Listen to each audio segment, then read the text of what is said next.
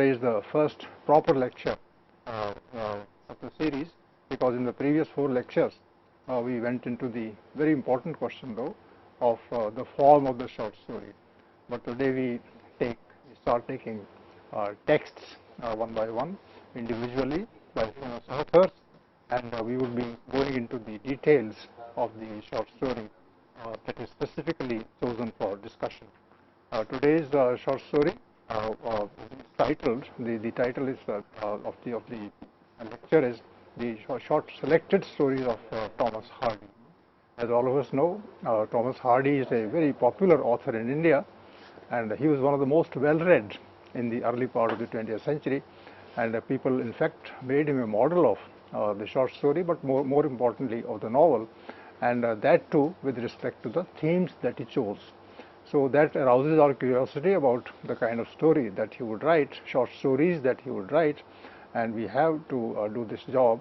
Professor Richa Bajaj, who teaches English in Hindu College, Delhi University, and she has done some work, and she has also analyzed the 19th century literature particularly, and I'm sure that you would be appreciating the kind of points she makes and the insights that she offers.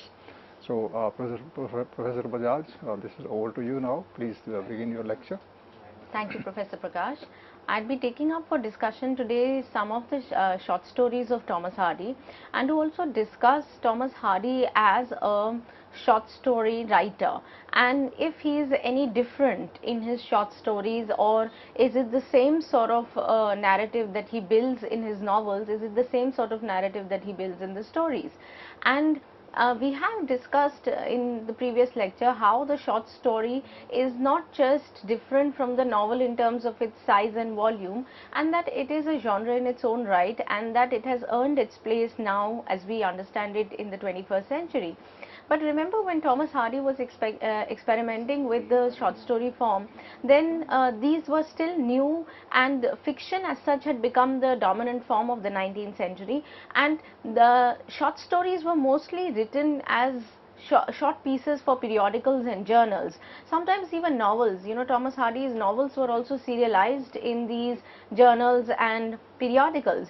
Now, another thing which is important to understand about the 19th century is that during this period there was there was great censorship, in the sense that Victorian traditions and Victorian morality only allowed writers to write the kind of work that their readers would appreciate, and Thomas Hardy could not use this popular medium of the journal or the periodical really to write all that he wished to. You know, he wanted to expose the hypocrisy, for instance, of the middle class life, or hypocrisy of this Victorian high moral standards, you know.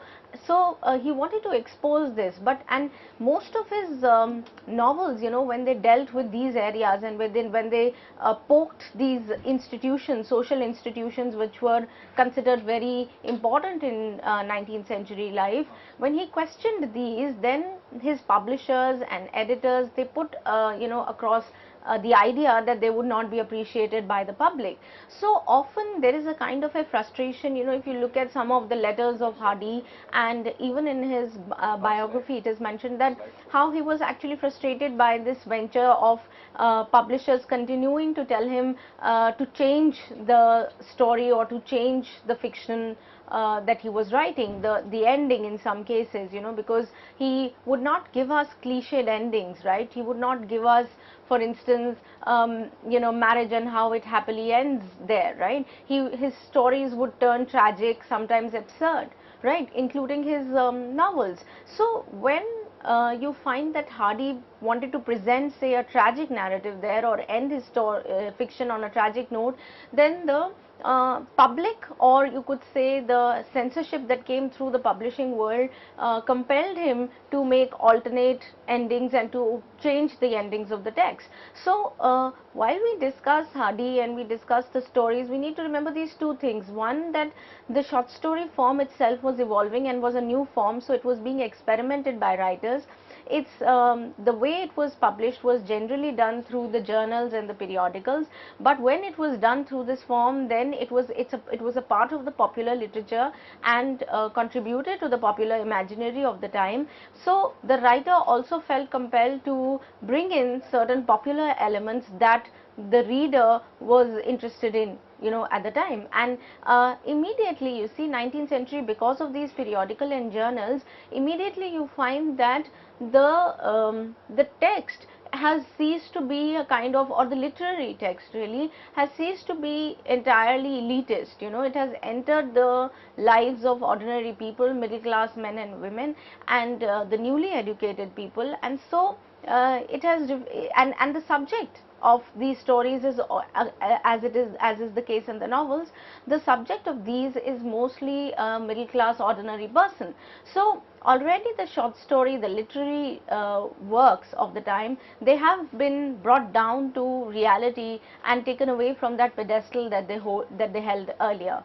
So the periodical literature contributed to a large extent to this, that, you know, these literary works were available, whether they were in the form of poetry or short fiction. These were available now to a large readership, right? But also because of mass education and also mass circulation of reading material. So there is a lot of this sort of intellectual churning, but also catering to the sometimes what many writers found vulgar literature, you know, catering to those impulses, the thrill, and contributing to that kind of literature which may not be considered as high literature and which constituted the low cultures in many ways in the 19th century. So these are some of the things that we need to look at when we are discussing Thomas Hardy and discussing his stories within this paradigm. What do you think of this sort of a 19th century intellectual environment of printing, of publishing, of Victorian ideals and morals, and the writer trying to wade past all of it and still trying to say what he wants to say? Well, I'm struck by 2 or 3 insights that you already offered.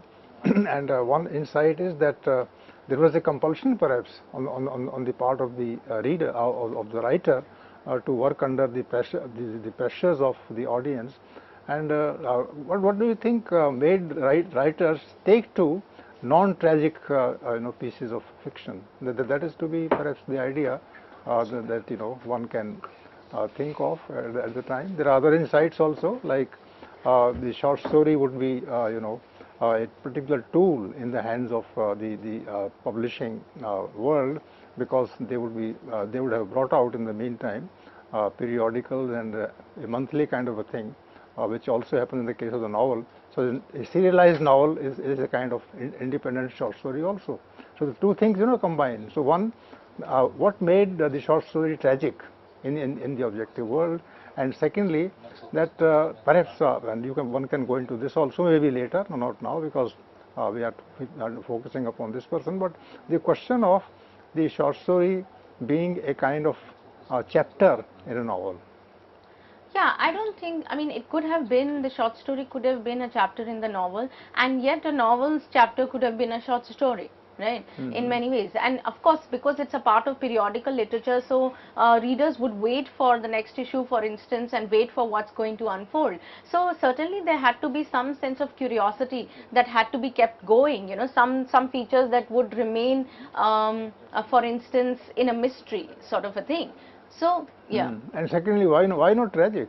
Why was tragedy avoided in the short story? Yes, because you see, a tragedy meant, you see, the idea was that, for instance, if I take the case of marriage, right, for Victorian morality and for Victorian society, marriage was a kind of a sanction, and a sanction of social life, or at the same time, it was also the sacred union, in a more religious sense. So if characters are unhappy in marriage, and say you see the death of one or another character, then you're also highlighting the failures of that institution, whether that be of religion or class hierarchies. You see, 19th century is very aware of the class hierarchies, and if something wrong has happened because of the class hierarchies, then the writer wants to portray that. But because Victorian society was hell-bent on creating a sort of an optimistic picture of life, it would not have these tragic sort of ends, and it did not want people to believe in these ends so much. I mean, even as life was tragic for so many people living in suburbs or living away from centers, and those who lived in the centers were a part of this kind of the din of the city and were aware of the slum-like existence of people. So at the large scale migration taking place, all of those things didn't paint a very rosy picture of life, for instance in England, because we are discussing Hardy, and yet literature at that of the period tried to show how these characters had the grit and the determination to wait past everything, you know, and that's the larger ethos of 19th century. You know, an ordinary person is equipped to handle life's problems and finally is able to wait past and become a successful person. The Bildungsroman is really built on this. But again, I sometimes wonder how much of the Bildungsroman is possible in a short fiction. You know, how much of the Bildungsroman is really possible in a short story. Now, interestingly, in Hardy it is not possible, and which is why you often find that, but that is also the case, you know, in for instance Tess. In Hardy, Tess meets a sort of defeat, you know, she has to bow down to that kind of defeat, but then before doing that, before facing her terrible fate, she gives a, you know, good fighting battle. You know, she rises up to the challenge and she rebels against everything that forces her to fit in paradigms. She rebels against everything, and then towards the end she is not able to fight it, and therefore she meets her defeat. But a Hardy story in that sense is different actually. You know, it's not something which is very much like the novel, in the sense that characters are already stuck in their positions, you know, and they are not able to rise from their specific predicament, and they are helpless in the fate of circumstances. Perhaps you could say there's not much scope in the story to project that, but even within say a span of 40 pages, when Hardy is trying to portray a picture of life, even then you find that characters are more or less stuck in their environment, and even when they will and they wish to change things around them, they are daunted by the reality outside and they're not able to do much about it. So I think you could say the Hardy short story is tragic, but also sometimes, you know, is dark and ironic. In some cases it is, what I'm saying is, it is seldom, almost always never, a kind of a hunky-dory picture of how life is. It's never a cliched sort of a happy place or you know, a happy life that he's projecting in his works. There's always a twist, sometimes absurd and obscure, and to understand, and more or less a kind of a take on life which tells about the helplessness of people. So Hardy would have found the short story a difficult thing to come to terms with, and how was he able to manage? Because he is basically known as a tragic genius. And yes. His sense of tragedy comes from the loss of the peasantry, the status that it enjoyed earlier, and therefore his pains were immense. And had he to then compromise with the tragic themes in his short story? I think it's very different, you know, unlike the novel, because the novel, you know, there is so much intensity to carry forward the tragic theme that you almost inevitably believe it to happen even before it takes place. So, you know, the tragedy in the novel is so intensely driven by, you know, it has that kind of a flow, and the intensity of emotion of characters really drive that kind of a tragic element. But here in the story, there's not much scope really to get into the life and blood and under the skin of the character, so much so that you feel with the character and you can feel you know, the character's tragic turn. So tragedy doesn't therefore exist in its pure form in the story. You know, tragedy becomes ironic, it becomes bleak, it becomes humorous, it becomes absurd, it becomes you know, almost like a you know, this kind of occult, right? So tragedy takes several turns. You know, the tragic then finds new avenues to express itself, you know, and doesn't really restrict or stay with the novelistic mode of pure tragic impulse, you know, which is driven by social circumstances. Now, it's in fact interesting because Hardy is known to be very realistic, you know, in his fiction. He's in that sense the genius of realism as well. But when we speak of his stories, you know, he's also exploring and experimenting with different forms. He's using, for instance, the folklorish form. You know, he'll use folklore, he'll use these peasant superstitions or old traditional narratives, almost like ballads, you know, that were written at the time. So talking about these traditional ballads and talking about these traditional superstitious stories or peasant narratives, he tries to bring that in his fold, in his stories. Now, the folklore therefore is an important part of at least a branch of Thomas Hardy's stories. You know, there are a whole set of stories that deal with this kind of popular narratives or popular tales of occult, of tradition, of other things that are a part of people's imaginary, people's cultural imaginary, and then build a story using that. Now, it's very interesting because the folklore or any kind of traditional ballad is supposed to always inevitably have an ideal ending, right? It's supposed to have some sort of a moral, it's supposed to have some sort of learning, a principle, an ideal that is presented through folklore, right? However, the Hardy story doesn't really talk about the folklore. Actually, it complicates, problematizes the folklore, in the sense that it is not a straight-jacketed thing, even though he's using the form of the folklore where there is a lot of possibility to bring in, for instance, the extraordinary. You know, this is another thing about Hardy's story, that Hardy is not, he's realistic, but in the short story, unlike the novel, he feels that he can take liberties with the form. And because he can take liberties with the form, which means he can take liberties with life, and I wouldn't say take liberties with life, because superstitions exist in our life, right? But he can stretch that superstition to another level and exaggerate it to make it more palpable and create an effect. So much so that it has a bearing on realistic life. So I would say that Hardy is, in the 19th century, experimenting what 20th century fiction writer did with magic realism.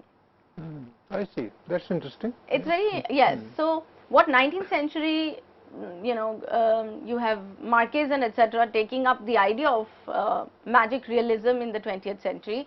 I think Hardy is in many ways a precursor to that. I don't know, I mean, the kind of work that I've read, I haven't found anybody referring to this aspect really. In fact, people have been, about the short story, you know, Hardy's short story, they've either been apologetic, or they've criticized Hardy for and said that, you know, Hardy is a genius when it comes to fiction, but in terms of his short story, it's best not to say anything about it because he leaves no mark, you know, because he displaces several categories, for instance, of time.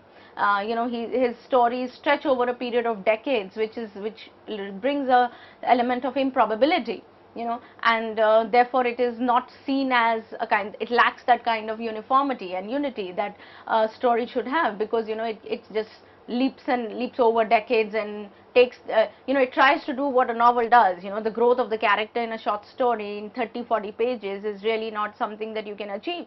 So they feel that, you know, he is not able to carry in his stories that sort of depth that he has in the novel.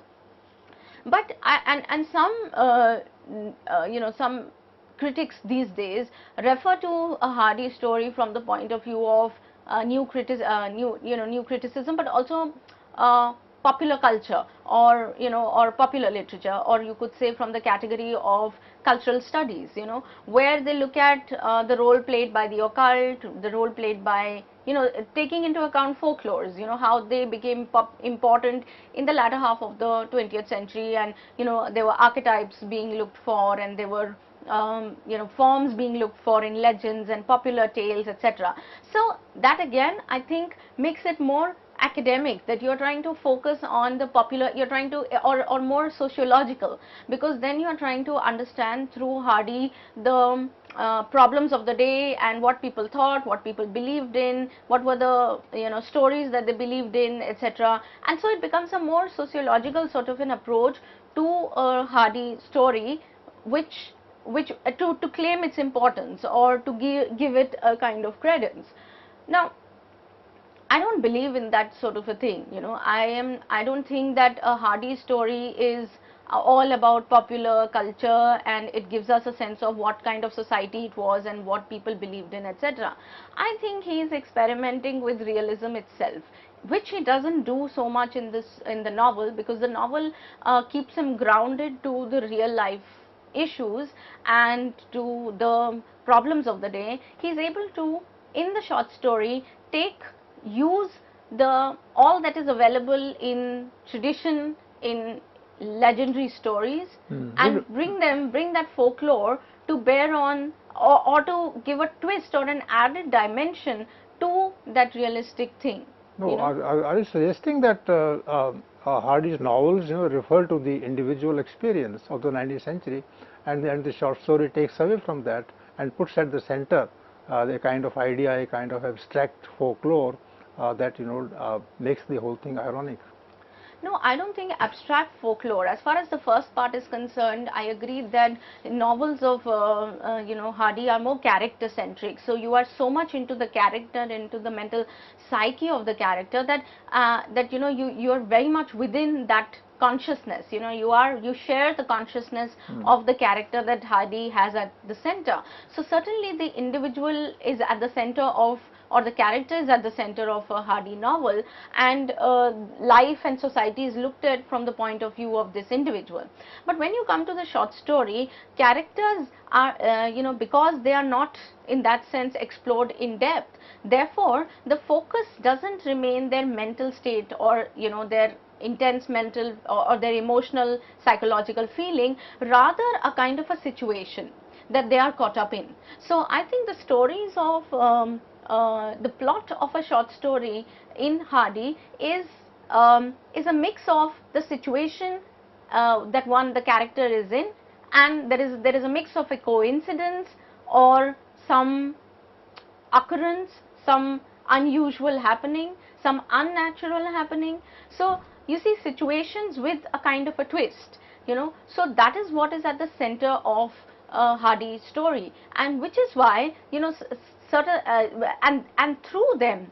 So in the novel the starting point is the character, but in the short story the starting point is really the situation, right, in which characters are caught, and then you reach certain conclusions about the mental states of these characters and the problems that they face, the situation that they are caught in, and he works around that model in short story. Actually, you are proving your initial point that in the short stories Hardy is an experimenter, right, and maybe in the novel he is more of a sufferer, more of a person who participates in the processes of the life of the individual. Right.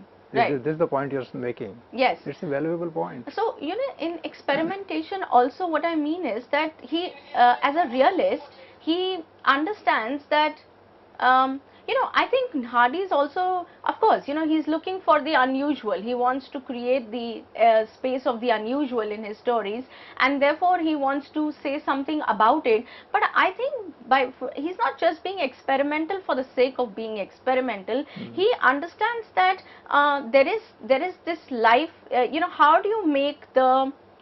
I'll tell you what. I think that in a novel he has ample space to prove his point. He has ample space to create that atmosphere, that drama that he wants to create. Now in a short story, he cannot put in so much of effort, lines and pages to build that drama. And in order to build that drama in a short story, he immediately takes recourse to something that shocks. To create the drama. So the drama that cannot be created in a short story, because obviously lack of space and and time, he tries to build it through other means that immediately draws the reader in its fold. For instance, there'll be something like a witch somewhere. Immediately the reader is drawn into it. It's no more a prosaic narrative of things as you expect. So a novel gives him ample space to build the drama that he wants to build, because the short story doesn't give him that. So he uses these alternate ways of fantasy, of imagination, leaps of imagination, of magic, of unnatural things, and suddenly shocks the reader and takes the reader in its grip through that element. So you, how do you rate him as a short story writer? So the kind of criticism that is available on him, one would have to say that, okay, maybe not such a great short story writer, and yet I would say it's a different facet of Hardy. You know, it's a different side of Hardy when he's trying to, and you know, it's not like Hardy wrote short stories only in the beginning of his career and then left them and moved to novel. He kept writing the short story, which meant that he found it an apt medium to say certain things that perhaps the novel would not carry. You know, for 25 years he continued to write 47 short stories. Now these short stories were written, if he knew, because he knew there was something in it that was getting across that the novel perhaps could not. Now what is that? You know, that the writer is, it's not like it's the teething years of the writer and the writer is still trying to understand how to write fiction, that he writes the short story and then moves to the novel. He continues to write his short stories, and these short stories, you know, they would be published in, for instance, you know, in volumes also. In 1888 the first volume comes in of Wessex Tales, then there is another one that comes in 1891, a third that comes in 1894, and a fourth one, A Changed Man, in 1913. 1913. So over these 2 decades and or more, you know that he is constantly publishing, writing stories and publishing them in volumes, which means the short story serves an important purpose in his oeuvre, and it's not something which is just a kind of an appendage or a supplementary thing to the novel. Otherwise he would have just simply written the novels. So friends, in this part of the discussion, Professor Bajaj has talked about the aspect of short story in the hands of this writer, Hardy, and therefore this should be kept in mind while discussing individual short stories by him. And in the next part of the discussion, some specific short stories will be taken, and Professor Bajaj will throw some important light on them. Thank you.